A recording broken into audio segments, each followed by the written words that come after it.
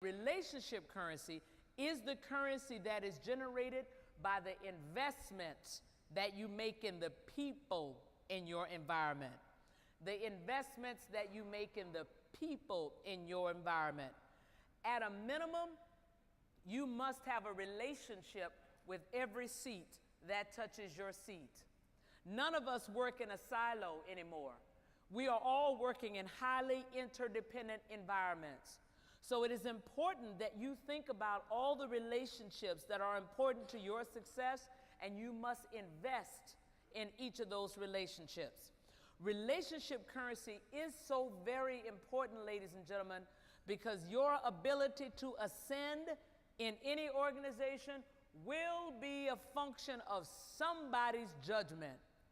Judgment about whether or not you're ready. Judgment about whether or not you will ultimately be successful, and judgment about whether or not the team will follow you. And judgments, ladies and gentlemen, are directly influenced by relationships. So often people say to me, oh, but Carla, it's so difficult to build these professional relationships. My environment is a really tough and competitive and intense and dynamic environment. It's really hard. I will respectfully submit to you that it is no more difficult to build relationships in your professional environment than it is in your personal life. It is simply frequency of touch. Frequency of touch. If you think about the person that you are close to in your personal life, how did you get close to that person? Maybe it's somebody from college, and you got close to that person because you stood in the registration line together.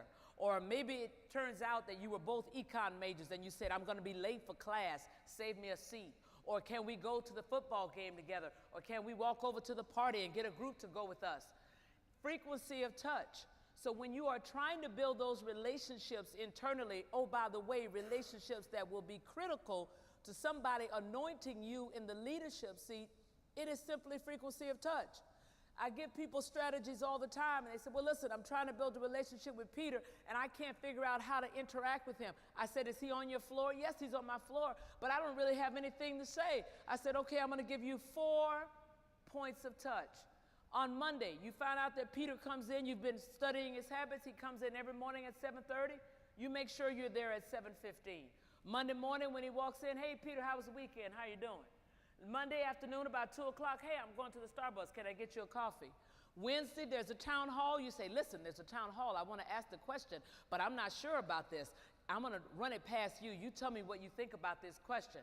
And then on Friday, hey, Peter, how you doing? What's going on for the weekend? 4 touches. 4 touches in a week. And next week, you just do it again. The more you interact with people, the more they will believe that they have a relationship with you. It takes so little investment to build these relationships. But I will tell you, ladies and gentlemen, it is critical to your being anointed in the leadership seat, and it is critical to your being seen as that kind of leader that everybody wants to work with. It is the points of touch. And oh, by the way, Wednesday, when I said to Peter, oh, I'm going to have this question, and I want to see what you think, I've now tapped into the one thing that we have in common. Because so often people say to me, I don't have anything in common with the people that I work with. As humans, we all have one thing in common, and that's the need to be needed. So when I said, listen to my question, what do you think?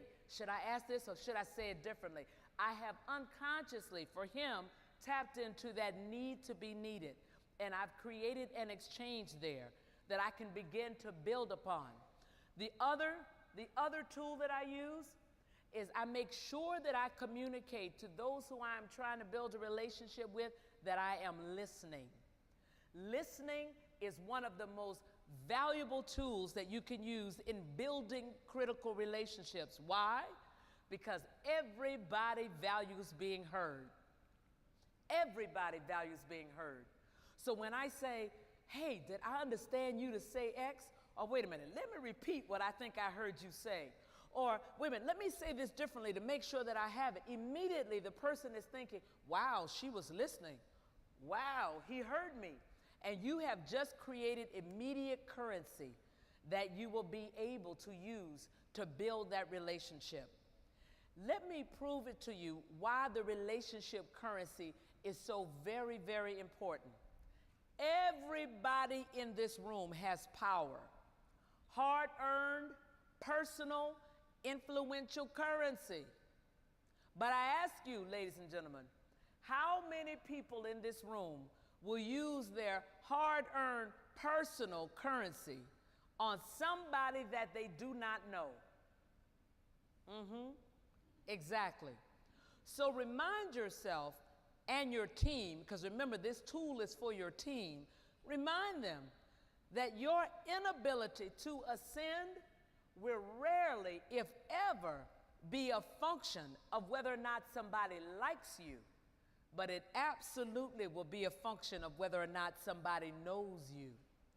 While your performance currency may get your name on the short list to be discussed behind closed doors, when your name is called, if no one can speak on your behalf, they simply go to the next name. And it has nothing to do with your ability to do the job, but everything to do with whether or not somebody knows you well enough behind closed doors to use their currency on your behalf. So often when I talk to people who can't seem to make it to those senior levels, or who are at those senior levels and they can't punch through to the next level, they know they're not on the short list for one of the 3 or 4 key positions of leadership, it's generally because they have not invested enough in those relationships with the people who will be at the table, who will be making those decisions. At that level, it's never about performance. There is an assumption of equity around performance for every person that is being considered. And while there may actually be some differentiation among those candidates, it is assumed that everybody is about the same. What makes the difference behind those closed doors are the relationships.